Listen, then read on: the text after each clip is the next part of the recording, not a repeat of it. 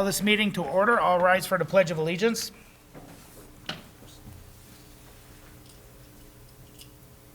I pledge allegiance to the flag of the United States of America and to the republic for which it stands, one nation, under God, indivisible, with liberty and justice for all.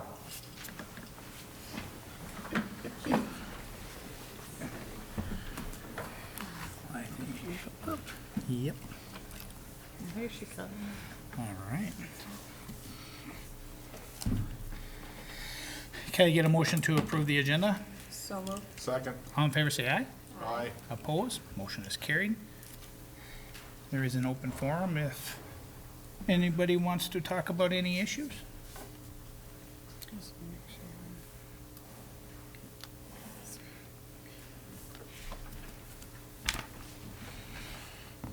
Okay.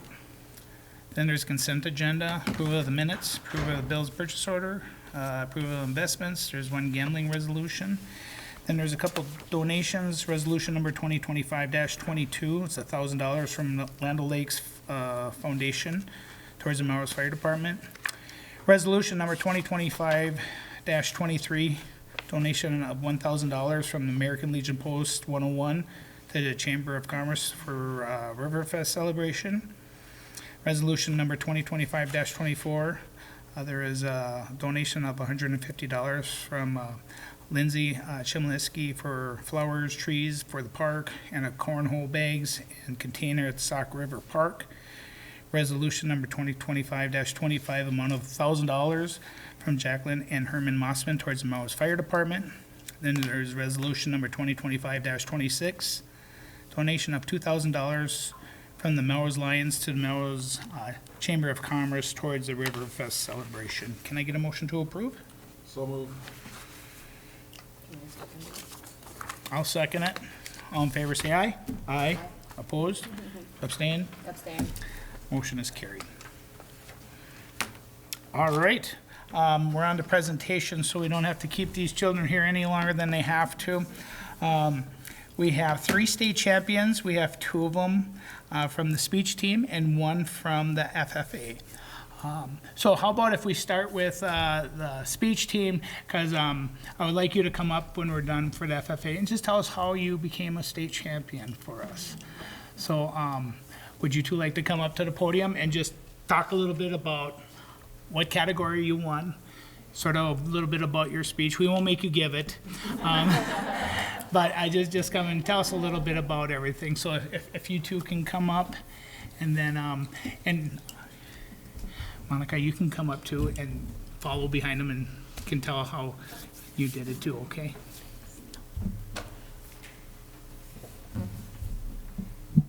All right, so my name is Logan Schad, and I was the state speech champion in the creative expression category. So creative is where you write your own speech, and I've been a storyteller since my 7th grade year in speech, so I've just been used to doing that my entire life. But about halfway through the season, my coaches wanted me to switch categories over to creative, and my speech was about a football player who broke his back and then decided to join the fall musical, which is exactly what happened to me my senior year.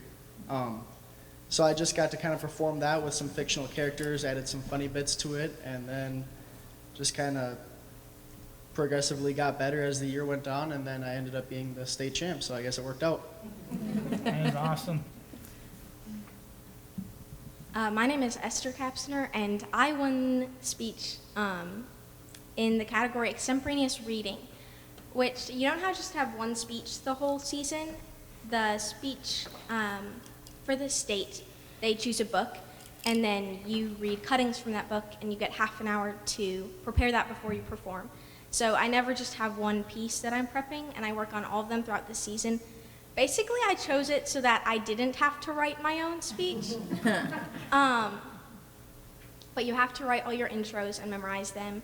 And I guess I owe it to my coaches for helping me hone specific things, and then it got just more and more polished throughout the season, and it paid off. Wonderful. Hi, I'm Monica Ferrix, and I was a state champion in the Dairy Evaluation CDE for FFA. And so this contest consists of 6 placings classes where there are 4 individual cows in the class, and you have to rank them from worst to best. And then 2 of those classes, you have to defend your placing with kind of like a 2-minute persuasive speech about why you place the class that way, and that, like, you're trying to tell them that's the way it should be placed.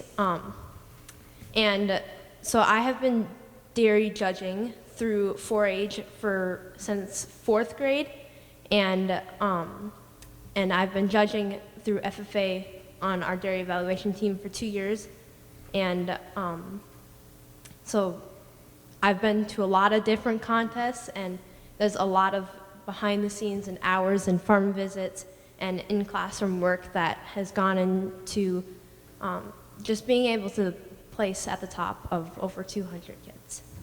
Really? It's wonderful.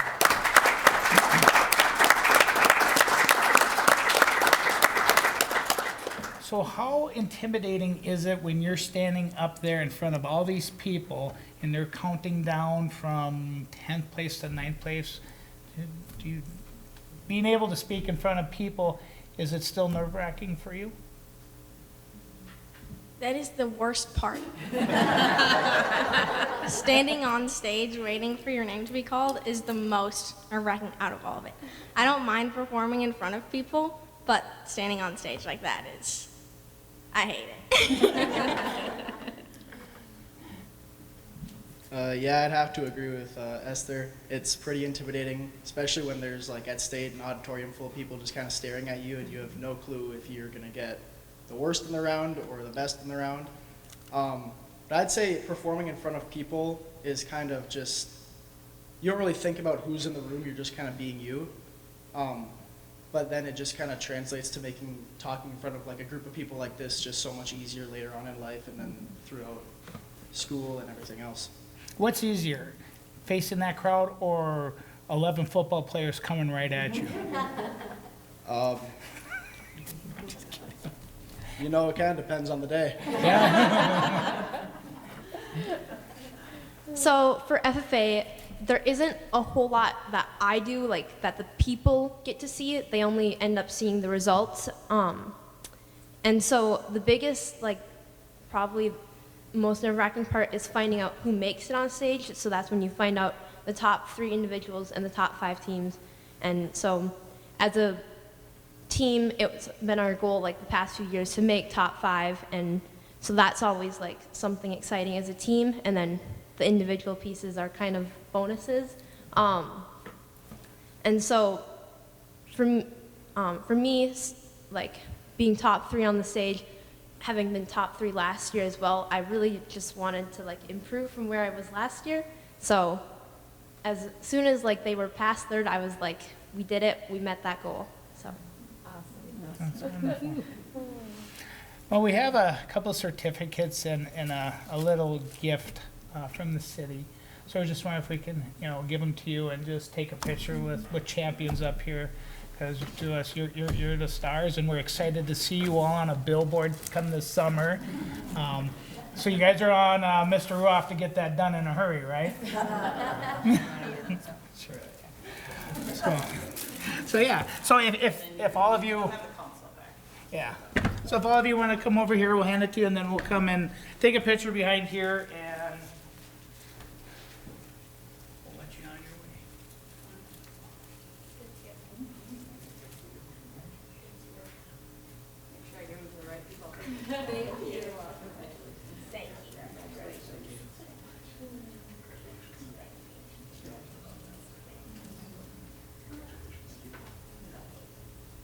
All right, we'll just take a quick picture up here with you. We'll let you 3 be in the middle, and we'll just stand off to the side.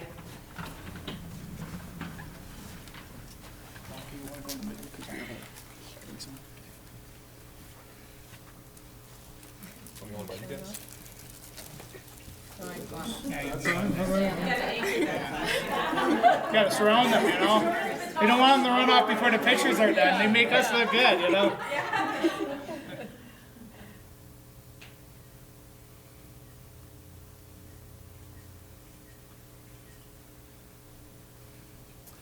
So again, congratulations, and Thank you, we're guys. happy for all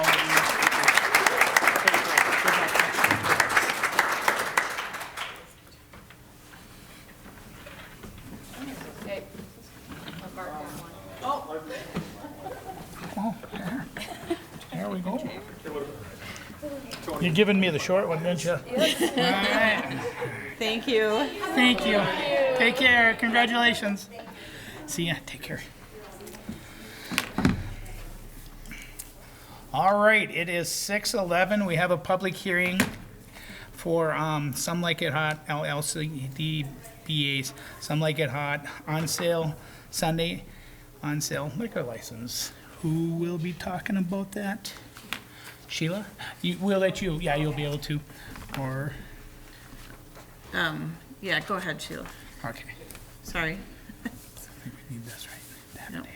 So tonight we have a liquor license request for Some Like It Hot. They will be opening a coffee shop, wine bar, deli in Riverside Flats. And so the owner is here to answer any questions that you have, and I'd be glad to have her come on up and tell you about her plan. Sounds good. Well, come on up, Sean. Thanks, Sheila. Hi, I'm Shauna. I'm really excited to be a part of your community. I am opening up an establishment that will kind of offer a little bit of everything. I want it to be very community, family friendly. So I've got breakfast, lunch, and dinner. We've got coffee, draft beer, cocktails, and some fine wines. So baked goods, soup, salad, sandwiches, flatbreads. And if you guys have any requests, I'll try to meet that for you as well. All right. Do you have any questions? So what is your target date for opening? I really wanted to be open by June. It looks like construction is not going to be ready by then, but maybe I'll be able to have enough of my equipment in there that I can do some of my preliminary things, and we can open very soon after that. So hopefully by mid-June. Fingers crossed, you guys. Is the menu mostly pub food, or is it gonna be like, So it's Fancy. all really fresh. There's no grill and no fryer. So I have a panini press to still make nice melt Reubens, and then I have cold deli sandwiches as well. I will be doing a lot of my own sauces from scratch, as many as I can, just to kind of add a little bit of a personal flair, and then I will have a couple of my own breads that I'll bake in-house as well. sounds delicious? Yeah, it sounds great. We're excited. We're excited. So, is there anybody out that would like to ask any questions? And the affidavit was printed in the paper, so give a few seconds if anybody want to say anything, otherwise it is 6:14. What we'll do is we'll take action on it here in just a little bit. All right, new business. Sarah Carlson from the Greater Melrose Community Foundation is here to talk to us a little bit. Welcome, Sarah. Thank you, Mr. Mayor, Mayor, Council, staff, and members of the community. Good evening. Thank you for the invitation to be with you this evening and share just a little bit about what we're up to. I'm Sarah Carlson. I'm also a resident of Riverside Flats, and I can hardly wait for my punch card to be ready for frequent purchasing. So the Melrose Area Community Foundation was established officially in the fall of 2024, and it was after a Blue Ribbon Steering Committee, Jolene was one of those members, who helped vet out the need for a community foundation in our community and tried on a number of different approaches to doing so. And it became clear that the best synergy for the community was to align with the Sauk Center Area Community Foundation, which is 10 years old and is under the wing of the Wilmer Area Community Foundation. And I am the executive director of all three of those entities. So the decision was made to go ahead and do that.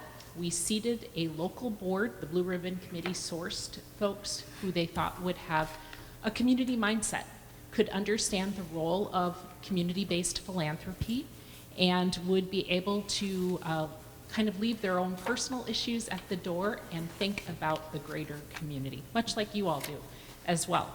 And so they identified 10 individuals, and in your packets of materials, you're going to see a year at a glance that includes the current list of the board members.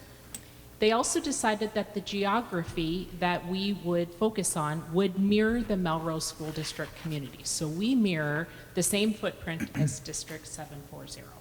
And our goal is to have board members that will come from every community inside the district.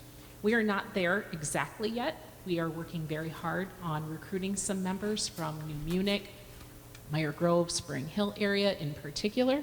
So if you have any leads for us, we will definitely take those. Sheila is a member of our board, and I, or she, I'm sure, would be happy to hear that.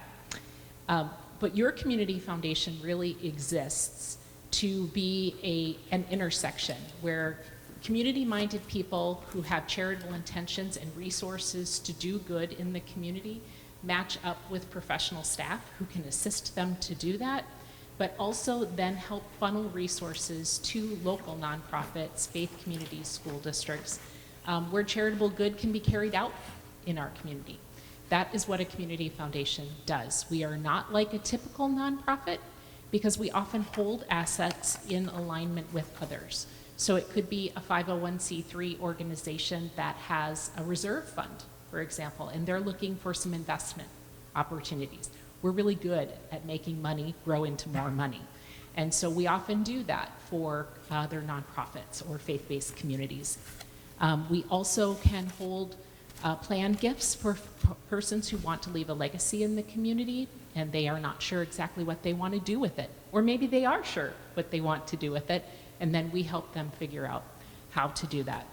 Currently, you'll notice that we have 4 funds under the Greater Melrose Area Community Foundation. And those are 2 donor-advised funds, which actually operate like a charitable checking account that those donors use for their purposes at their direction to eligible charities. And then we have 2 what's called field of interest funds. And those funds are prescribed use, but anyone in the community can gift into those funds as long as they are in support of the intended use. Our board is not the official fiduciary board here in Greater Melrose, but they are in the lead. So they are the ones who are the experts on what those communities need, and they are the ones who are dictating the direction for mission, for investment, for granting, for partnerships. And we can't do the work. We have all of the infrastructure. Our staff are experts on how to do lots of things, but we are not experts on communities the way residents are. And so we always look for those boards to be made up of people who can help really lead the way and chart the course for each community foundation. By bylaw, we can have up to 15 members, and today we have 10. Our goal is over the next 2 years to build in fully into that 15-member board so that we always have room for new community members, especially from outside of the greater or the exact Melrose zip code, to be involved in that work. Other important things that are probably worth mentioning for you is that there are ways that the Community Foundation in Sauk Center and in Wilmer have actually been touching your community here in Melrose for a while, and that those are also in the packet for you. The Sauk Center Area Community Foundation is the operational hub for the CEO program, West Stern CEO, which is a youth entrepreneurship project for juniors and seniors here in the Melrose, Sauk Center, and Albany School District. And we've been doing that since 2018. And a number of Melrose area businesses are part of investing into that program. And those kids do some pretty astronomical things, from starting their very own businesses that are real life, real cash, real problem businesses, just like normal businesses on Main Street. And we're really proud to be the hub of that program. The Wilmer Area Community Foundation hosts all of the Jenny-O Turkey Store scholarships and 4 are going into Melrose students this year, Melrose area students. And those scholarships range from $1,000 to $6,000 per student. And because Wilmer is the home of Jenny O Turkey Store, we were really honored when they asked us to step in and handle their scholarship program, and really pleased to see it impacting this community as well. We, again, support donors who are from this area, and we've had donors with funds out of Melrose in our other community foundations for over a decade. And so this is just a really cool moment where community philanthropy often exists when it's just the right moment, the right people, the right moment, the right reason. And I know that there have been opportunities and conversations in the past about starting this here, but the moment wasn't right. And apparently, 2024 was the exact right moment. So we had a match, a challenge match grant given to us by the Sauk Center Area Community Foundation from an anonymous Melrose donor. And it was for $5,000, and they asked us to try and match it through the Greater Melrose Community Foundation Board. And the Melrose Foundation Board said, that's not a high enough match. Let's see if we can get that a little higher. And so they set the bar at, they wanted to raise $50,000 by December 31st, which is a tall order considering that decision wasn't made until mid-October. So, I swallowed hard and said, okay, let's figure that out. And true to form, the community rallied, and we actually raised $70,000.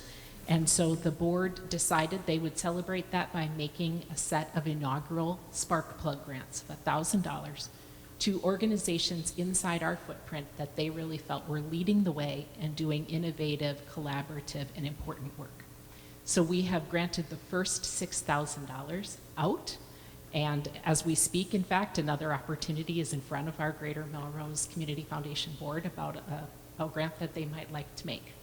And so you can expect that you'll see that from us in the coming years, that we'll be doing discretionary grant making to organizations that matter in the community, while we grow our assets towards the idea of a formalized grant round where we might be releasing larger assets in a competitive way.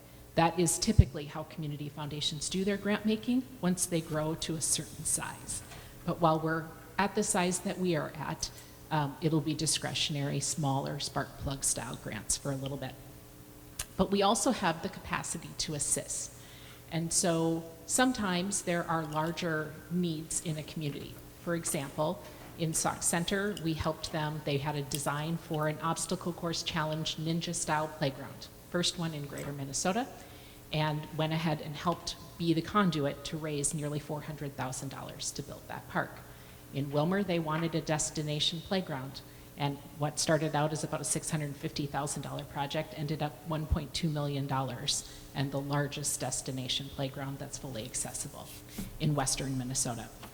And so we have the capacity to assist with items like that, and we are now positioned with your partnership to assist around a response fund that can help the next time the tornado hits.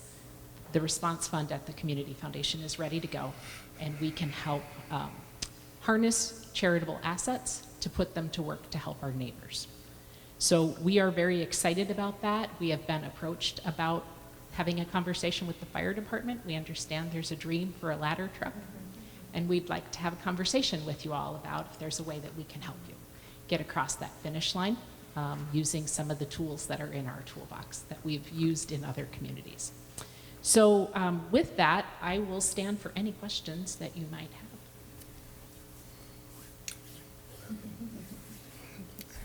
have. No, it's exciting to go through this. I guess I was here when we had the 400 block fire and how the area came together,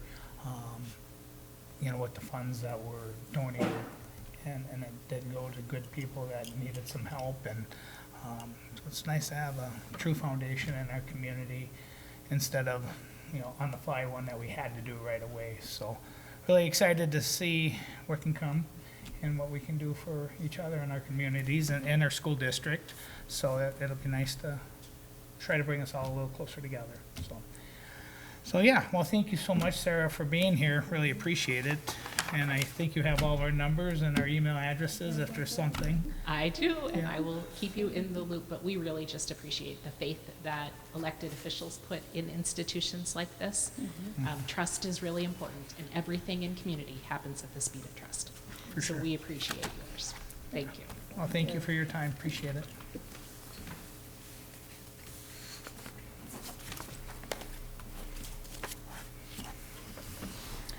All right, we're on to B of new business, summer hours. The Streets Park Supervisor and City Administrator met with ad hoc to discuss summer hours for the Streets Parks Department. The department is proposing summer hours of Monday through Thursday, 9-hour workdays, and Friday half-day 4 hours. While ad hoc was supportive of summer hours, it would still need to be presented to both the PUC and the council for approval. In your packet, there was a policy that talked about our work hours, our core hours, and then I also gave you information regarding what the current schedules are for all the various departments. Keep in mind that water, wastewater, and the line department are under a union contract for AFSCME. They are governed by the PUC, and the PUC met on Monday to look at summer hours for those departments within their union contract. We'd probably have to put together a little memorandum of understanding, but they also have on-call folks, and so they will always have somebody on a schedule of 1 week when they're on call, that they will be 8-hour days, 5 days a week. So, again, there's, you know, the admin staff, we do it here, that 4 people work regular 8 to 4:30 shift, 5 days a week, and then the following work week, it's 4 9-hour days, 7 to 4:30 PM, half-hour lunch, and then 8 to noon on Fridays. This alternates among the admin staff, so we always have staff here during regular office hours. Police department has to follow a rotating schedule of 8 to 12 hours, days and nights, established by LES contract. The PUC supported the summer hours. Obviously, they govern the union side of it. Administration supports summer hours for the Streets Park Department from Memorial Day to Labor Day. And then I also want to note that we certainly would support summer hours for the administration staff as well, but that's a separate issue from the summer hours for the Streets Park Department. So I think if you want to discuss that, it needs to be a separate topic to discuss. So I will open it up to any questions that the council or Mr. Mayor may have. Yeah. Like I said, the biggest thing I'm just dealing with the streets department. I'm okay with that on Fridays, you know, till noon. But like I sort of mentioned to Andrew, only concern that I would have is if for some reason we have rain Monday, Tuesday, Wednesday, and Thursday, Friday are nice, I just don't want us to get backlogged on lawn cutting. So that's the only thing I'd like, just to get figured out. Just want to make sure that we don't get nothing left behind. I'm okay with that. But I think I mentioned I don't want to change anything with up here, because this building is a building of the people, and I do believe that this building needs to be open, you know, till 4:30 every day, Monday through Friday, for the taxpayers. If they need something, they have a place to go in a building that's open. And so I would say what they're doing now, where it's, you know, half on, half off, and it switches, I'm okay with leaving that as is, but I don't want to change any office hours. I want this building open till 4:30 for the taxpayers of Melrose. And that's my 2 cents. I would agree. So the vote is only on the streets and parks, right, or street department? Yeah, it would be the So the streets. administration, Queen, you said is going to be a separate conversation? If you want to have it, you don't have to. There's Yeah. 2 separate issues. Obviously, the mayor just voiced what his is. We had talked about, you know, in the summer, is there a way we could work it out? So they were able to get an extra Friday somehow during the month, and then we'd still have coverage. But I guess that would be my only clarification, if you would leave that to the discretion of myself to be able to do that scheduling, or if you are pretty well set that you want it just the way it is. I just want to make sure that this building is Oh, open to the people. I will leave discretion to it, you know, and if there is any issue, we'll come back to it right away. But if it works and everything's going, fine, but as long as it's open till 4:30 and there's people that can answer the questions of the taxpayer, I'm fine with it. So then these summer hours that are being requested, is this just gonna be something that's gonna be put into their agenda, like, all the time? We don't have to review this every spring? Correct, yeah, I think it's just the one and done.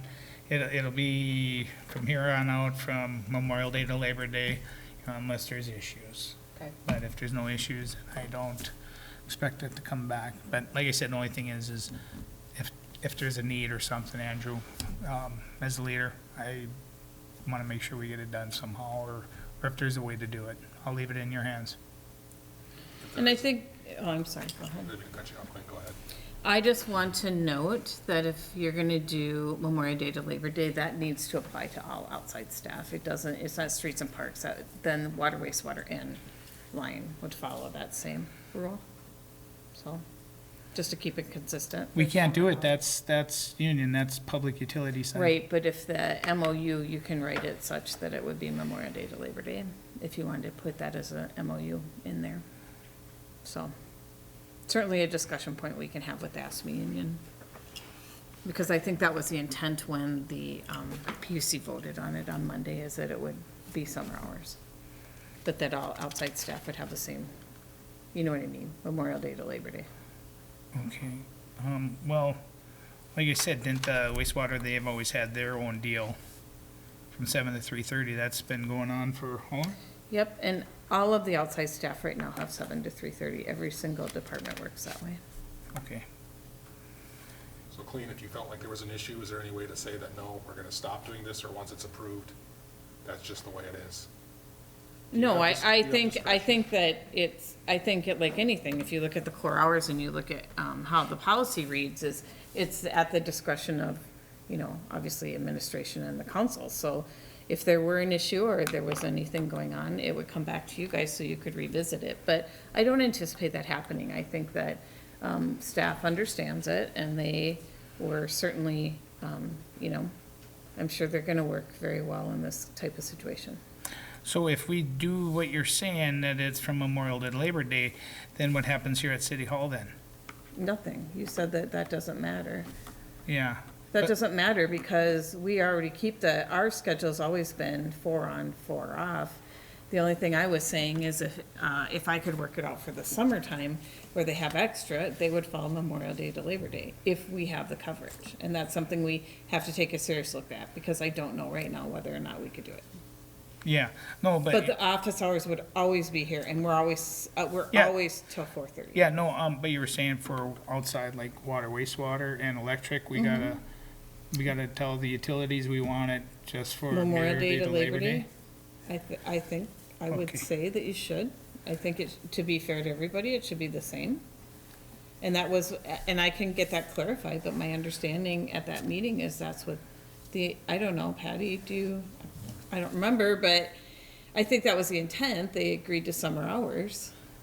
Yeah, I don't know if it was ever specified, the summer hours, I don't know if they ever said What days? what days, but I mean, summer hours. But it is a discussion I've actually had with their, Probably union did, rep. yes. Yeah, so she's aware of it, and I think that they would be very amiable to that. okay. And I would throw that at, like, me and the Utilities Commission, Mm-hmm. so. Yeah. So I guess I'm looking for, Motion? the motion. Motion. I'll Chris? motion. So move. Okay, we have first and second, all in favor, say aye. Aye. To approve the summer hours for the streets and parks. Parks Department, yep. Yep, I'll make sure Yeah. thank you. yep, all right. All right, so, there was a first, second, all in favor, say aye. Aye, opposed, and motion has been carried. We are on to reports. Police Department report. Good evening, Mr. Mayor and Council. For our April numbers in our traffic area. We had 21 citations, 82 verbal warnings, and 2 written warnings. This year we had 350 calls, requests for service. Last year was 236, so quite a jump in the last month there. We ended on ICR 1122, and last year was 1094, so we're up by about 114 calls, which is pretty favorable for this early in the year. 15 agency assists, those that continue to float in the right direction. A few things to note, graduation parade for the senior class, they did vote, I believe I mentioned it last month, but just to remind the public, May 30th, around 8 o'clock, it's when the commencement is completed, and then some time to get everybody assembled, but the route will be posted on social media through the school as well as our department. I would believe that it'll get shared with the city as well, but it is going to be a very similar route to what we've had in the past because we don't have the road construction to get around anymore, so it'll be either a good night to support our seniors or a nice night to see a bunch of shiny, flashy vehicles that maybe don't see every day. Some other things, ordinance violations, we did those most of April. We had 55 violations roughly so far. Some of those have expired, their 10-day window, allowing them to get those squared away. I issued 13 citations today, and they'll go out tomorrow. They're administrative citations, $750 fines for each violation. There's one household that has 2 violations, so that's a $1,500 fine. And then the remainders are the single violation, $750, which was the dollar amount agreed upon by the fee schedule for this year. In that letter, it also gives them the option to set up a hearing, an administrative hearing with the council, or resolve the issue within the time period given. There was in the past a reminder of 5 more days. We're skipping that reminder and then seeing if people can comply by the date given for the citation to be either paid, hearing scheduled, or resolved. Ultimately, we want everything resolved to make the neighborhoods look like they should be, as well as make sure the neighbors are getting satisfactory lots next door to them as well. A couple last things. Tomorrow is May 15th. Obviously, this won't be posted then or won't be running live, but that is Police Officer Memorial Day federally. We wear our morning bands across our badges for the week, but especially tomorrow, flags will be at half staff honoring all the law enforcement across the nation who have given their lives in the line of duty. Those numbers continue to fluctuate from year to year, and we're hoping to get to 0 someday, but we can never make those promises. And an update on the squad car. I have a loose promise through email that it's end of May it'll be delivered. I still say parade, but even if it comes the end of May, that's going to be for a very tight window to make that. So we will see how things play out, but the hopes are always there, and hopes are like dreams. Some come true and some don't. So that's the goal. Any questions? I do want to say thank you, Craig. I was bored one night. I did it right along with one of your officers, and what they see is unbelievable. Humanity is changing, so a lot of patience that your police officers have. Thank you very much for all you do. I know we had a line of duty death probably close to 100 years ago. People don't understand what law enforcement is going through nowadays. So on behalf of me and whoever, thank you for all of you do. Yeah. Appreciate it. One thing that I just thought of as I was sitting up here, our conditional hire graduated today. Sent me a text saying that potentially they can already schedule their licensing test Friday or Monday, which means they test, they get the results the very same day. So we might have a late May, early June body in the car training, hopefully by September on their own situation. So that's the hope. Again, hopes and dreams. Well, I'll give you permission to go up there if you know when his test is and bring him a dilly bar before and after or something. So, Appreciate it. Thank you. Thank you, Chief. City Attorney report.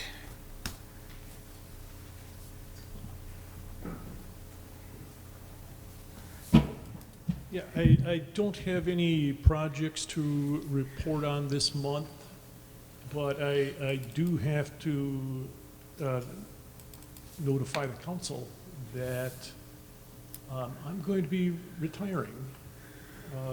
My last day will be June 30th.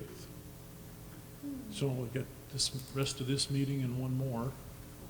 I have sat down and tried to come up with some lists of names of attorneys that do this work, and I gave the mayor and the city administrator a heads up so that they can start trying to find a replacement to to take over these jobs. If you find somebody before June 30th, you won't hurt my feelings if you bring them on for the next meeting, and I miss it. So, but I thought, I wanted to let you know that that career is drawing to a close. So, thank you. I just want to wish you a long, happy retirement, Scott. Thank you for everything you and Rachel have done for our community. Rachel served on some boards in Melrose, and I'm really glad you're part of our community. Thank you for everything. We're not going anywhere, just not coming downtown to the office every day. So. Well, good. Thank you. Thank you. Sheila, Community Development Director. So I do have an action item tonight following the April 28th Planning and Zoning meeting. Colleen and I have kind of charted out the comprehensive plan. Our hope is that we bring the comprehensive plan to a close here. Our goal is a public hearing before Planning and Zoning at their June meeting, therefore coming to you in July. Those are our goals, and that's what we're working towards. We want to invite everybody to check out the new improvements in the Sauk River Park. There are 2 new fishing piers. If you've seen them, they are very cool. The pickleball court has been poured. Nets are on, ready for people to come and play. The bathrooms on the pavilion are epoxied. Waterfest was held on May 8th, so if anyone drove by the park on May 8th and saw all the buses and the kids, those were all the 4th graders from the neighboring communities. It was a really nice day to be in the park. It was dry. It was nice. And so now we're ready for graduation parties and family reunions. So we're excited about that. Matt has been having some good conversations about future projects and supporting existing businesses. I was able to attend the Brownsfield Conference in St. Cloud on April 24th and brought back some good information about redevelopment. At that conference, it was acknowledged that redeveloping existing sites is much more challenging than building new on bare ground. Things just take longer. You have to be much more creative. The conversations just take longer. And so we're going to start digging in and tackling some of those challenges here in our community on redevelopment. And then related to Chief Mouse's, he is dealing with cleanup and nuisances. Our focus here in the office is fix up and rehab. And so we are making some efforts to reach out to property owners who could use some siding, could use some insulation, could use some shingles, could use some windows. And so that's our focus here, to kind of work hand in hand with the nuisance. And that's our summer goals. Thank you. Perfect. Thank you. Dave, City Engineer Report. All right, good evening. Quick update on all of our construction projects that are carryovers from last year. Main Street is looking better after some efforts with some seeding and quite a few walks up and down the road with the contractor myself, but that's a good thing. A little bit of rain and some cooler weather and things look green up nice, and then everybody's a lot happier when things are green. So, but again, I think we made some significant progress in the last couple of weeks here. So things are heading in the right direction. I'm sure it's not done. There's still going to be spot repairs and that kind of thing that always happen, but otherwise most of that's good. Met with Mr. Schiffler over at Melrose Bowl this late afternoon. Got a plan in front of him to form a little bit of an apron instead of the curb. So the contractors are going to replace the curb because it wasn't poured to spec at their cost, and then we're going to add some extra apron behind that. So there'll be some additional cost, but we're within budget on projects. I don't think it's going to be a real big problem. Council didn't notice really, but Mr. Schiffler was on board with that approach. So hopefully we can make him happy and get his business functioning the way he wants it to. So I left the meeting thinking we had a plan. So I agree. you agree. Thanks for coming, Joe. I appreciate that too. So. Highlands, the couple bunches items up there, and then the Bituminous Wear course. Otherwise, Main Street will be paved after Memorial Day weekend, so make sure we don't hit a parade day or something like that. But otherwise, it's going to be a one-day mess, but it'll be come and gone. So, 2025 street project is underway pretty soon here. Next couple of weeks, we have a pre-construction conference and get a schedule from the contractor and. We were hoping that was going to be less obtrusive to the community, but with the city center being involved, it's still not going to be easy. So another summer of construction, hopefully a little less impact on the residents. Perfect. Questions? Oh, we should be good. Thank you. Thank you so much. Finance Director Neos to present General Fund Financial First Quarter Report. Good evening. You guys should have received a packet with a more in-depth report, so I'm just going to go over a brief review of that for you. The City of Melrose 2025 general fund revenue and expenses have started off trending very similar to last year, with very little significant variances. As anticipated, revenues are low in the first quarter. This is due to the timing of when we receive local government aid and property tax distributions, as these will be received later in the year. The city did receive a small one-time early local government aid disbursement in March, equaling around 9% of the total LGA distributions we will be receiving this year. 100% of the budgeted liquor license revenues have been received, and building permit revenue is down around 50% from this year last time. One notable difference from 2024 is an increase in the park camper and shelter fee revenue. We're receiving that early now because of our reservation system. So that's going to kind of be more evened out throughout the year. General fund expenditures are in alignment with budgeted totals, coming in around 4% lower than Q1 of '24. The largest expenses were a combination of wages and benefits and transfers out to set-aside funds. The city was showing an expected net loss at the end of Q1 due to local government aid and property tax income not yet being received. This net loss will decrease in the second quarter when these are dispersed. The Melrose Area Development Authority funds. These revenues are in alignment with budget. The first quarter transfers have been made from the general fund to help fund these activities. Expenses were very low in Q1, totaling only 4% of the annual expenditure budget for these funds. The special revenue funds are fairly consistent with the prior year. Senior Activity Center fund expenditures are up by 48% from Q1 2024, as there have been several donations made to the Chamber and one to the Arts Council. TriCap bus fund expenditures have decreased by 50% from the prior year. Capital project fund revenues are consistent with Q1 2024. There's not much activity to report in these for Q1 other than transfers in of set-asides. The fire department fund revenues are higher in Q1 than prior years. This is due partly, we've received many generous donations from several businesses and individuals in 2025 so far, and expenditures for these funds are on target with the budget. The largest outputs were from miscellaneous operating expenses such as training and utilities for the fire hall. Ambulance fund revenues have increased by 50% due to higher call volumes, including advanced life support calls. Expenditures are on track with 2025 budget and at an increase of 18% over Q1 2024. The debt service fund, revenues and expenses for Q1 are as expected, and as in other fund categories, most of the tax revenue has yet to be received, thus showing an overall low total revenues compared to budget in Q1. Rental payments for ambulance and fire and a small amount of interest income have been received. Principal bond payments and half of the interest payments for 2025 have been made. For the cash investment summary, the City of Melrose cash and investment balances were well funded in Q1 2025. These are regularly monitored to ensure the city continues to hold a solid financial position with sufficient capital for operations and growth. Do you have any questions? No. Thank you very much. Yeah.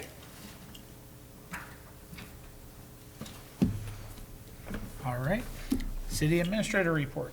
Obviously, with the clock ticking down, it appears that the Senate, the divided House, and Governor all have very different plans for how they want to spend the budget this year. The House bill, House File 2437, was taken up and passed out of the House Tax Committee, and it does include some changes to TIF for Greater Minnesota that would help in housing and redevelopment. And I'll talk about LGA in a moment, but the other thing I wanted to mention, more utility related, but just something that you need to be aware of is MRES and other utility lobbyists continue to work on pulling the MPCA air dispersion modeling language out of the bills. Meanwhile, municipal and cooperative utilities are also working to protect customers' interests as a potential data center bill is being negotiated. So just so you're aware of that. So the big issue right now is local government aid. So the Senate, out of their tax committee, has proposed a permanent cut to local government aid. That would result in approximately 3.1% for Melrose. But the problem with this is there's many significant issues with this. One is during times of financial stress, the state should definitely focus on fundamentals of government. LGA helps cities provide those services such as police, fire, and infrastructure. The LGA cut, coupled with other challenges such as inflation, uncertainties unfolding at the federal level, and the implementation of paid family medical leave, an unfunded state mandate, will result in higher property taxes and less in local government services. The LGA cuts are disproportionately weighted towards greater Minnesota cities. On a per capita basis, the cut is about $2 per capita in the metro, whereas in greater Minnesota, it is $5 per capita. While LGA is being cut, the Homestead Credit Refund Program, which primarily benefits metro homeowners, is being held harmless. Unlike LGA, the HCR is indexed to inflation and has grown at an unsustainable rate. That simply is not something that's fair. So both the League of Minnesota Cities, the Coalition of Greater Minnesota Cities, is working very hard on this. It did move out of committee on May 9th. I do believe we are going to have a special session. I think from a budgeting standpoint, when we meet as staff, I think we kind of have to plan on some reduction in our local government aid when we go into the budget year for next year. So that's what I have at this time. On a more positive note, EMS week is next week, and we're going to be celebrating that. That is for police, fire, and ambulance. And so we're going to have some little things for, coloring sheets for kids up here and some tables and stuff. And then I know each of the departments probably is doing different things. So just if you get a chance to thank a police, fire, or ambulance person, next week they're being celebrated. So I believe that is all I have for now. Thank you, Colleen, for the research, because, I've been following the state, and it is so dysfunctional down there, and I hope the citizens of Melrose know we do everything we can to take care of you, keep the taxes to a minimum, and try to serve the people. So it's sad to see what's going on. You go from record surpluses to deficits now, and there's nothing us small cities can do about it. So hopefully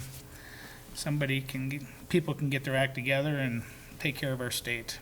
So we are on to action items.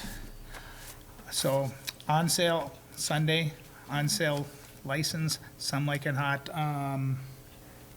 You want to talk about that? Yep. So, let me go here. The council to give consideration to a request from Some Like It Hot LLC, doing business as Some Like It Hot, for an on-sale intoxicating liquor license and Sunday on-sale intoxicating liquor license. A background investigation by the Melrose Police Department has been completed and no records have been found.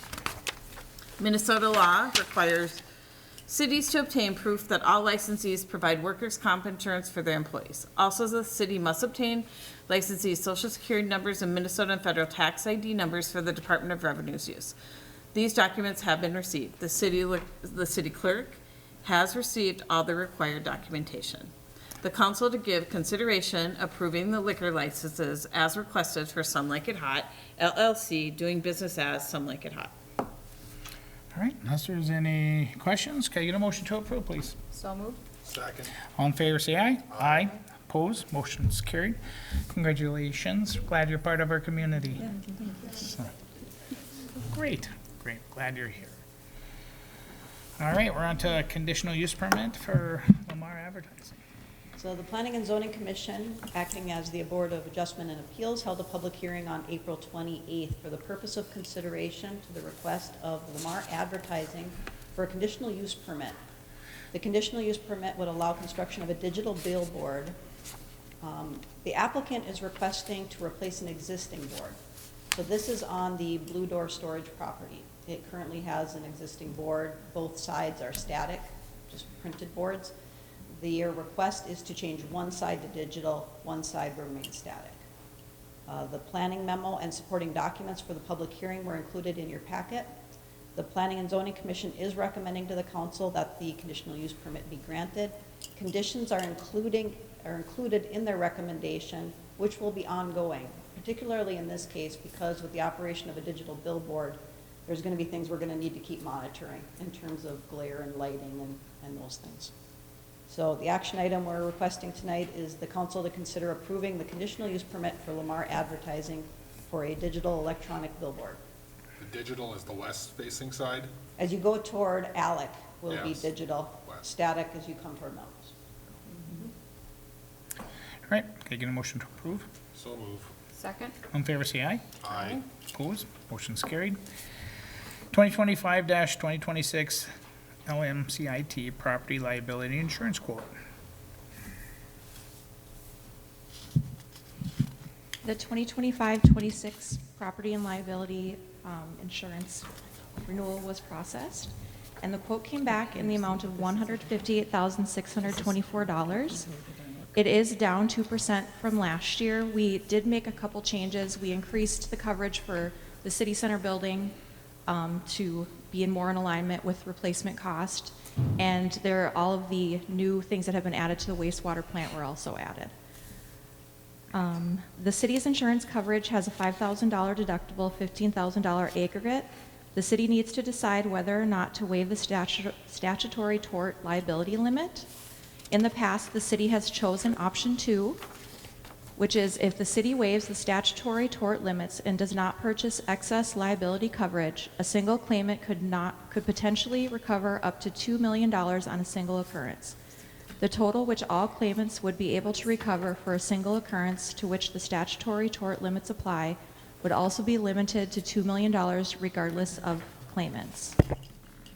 The council to give consideration approving the insurance quote of $158,624 to waive the monetary limits on municipal tort liability to keep the deductible at $5,000, $15,000 aggregate, and not purchase excess liability on equipment breakdown or coverage. Is there any questions? I know you're new, Mark. Do you have any questions? Seems like 5,000 is very, very low for deductible for a municipality, but my house is like 1%, so that's like, yeah, considerable, close to that already. Yeah. But there's a lot of little things that can happen too that, you know, signs, different things, it's, yeah. Smaller Do we equipment. make a lot of insurance claims as a city? No, not too many. We made one when there was a fire at the power plant. So there's an insurance claim on that. Okay. When it blew out those panels, that had the fire by the tower. That is normal, like 5,000? I Yeah. don't know, so. No, that's going to be way more than 5,000, but Yeah. But I obviously, mean, that's just deductible, right? I mean, yeah, correct. All right, can I get a motion to approve, please? So moved. Second. All in favor, say aye. Aye. Aye. Opposed? Motion carried. There is no old business. And then informational item is the Utility Commission meeting minutes. Unless there's any questions or concerns, can I get a motion to adjourn? I actually, Mr. Mayor, I'm sorry, I should have brought this up before, but I would like the council to give consideration, and again, we have a couple months before you have to do this, but to possibly in July, but for sure, 1 or 2 work sessions in August. One's going to be budgeting, and then another is going to be a presentation regarding TIF. So we may have to just look at, depending on what happens, especially the state legislature, and depending what the feds do with the, lots of things, we may have to have a couple meetings in August, so I just want you guys to be aware of that. Do you think we're gonna have to have a meeting in June, especially if LGA gets killed the way it is? Perhaps, we might have to look at a work session, yep. The other thing that we're really watching on the federal level is the cuts to energy assistance, which affects a lot of people, and Medicaid. So we'll see what happens. Because Medicaid is a significant amount of our ambulance. Stay tuned. For sure. Looking for a motion to adjourn? So moved. Second. All in favor, say aye. Aye. Opposed? Motion to adjourn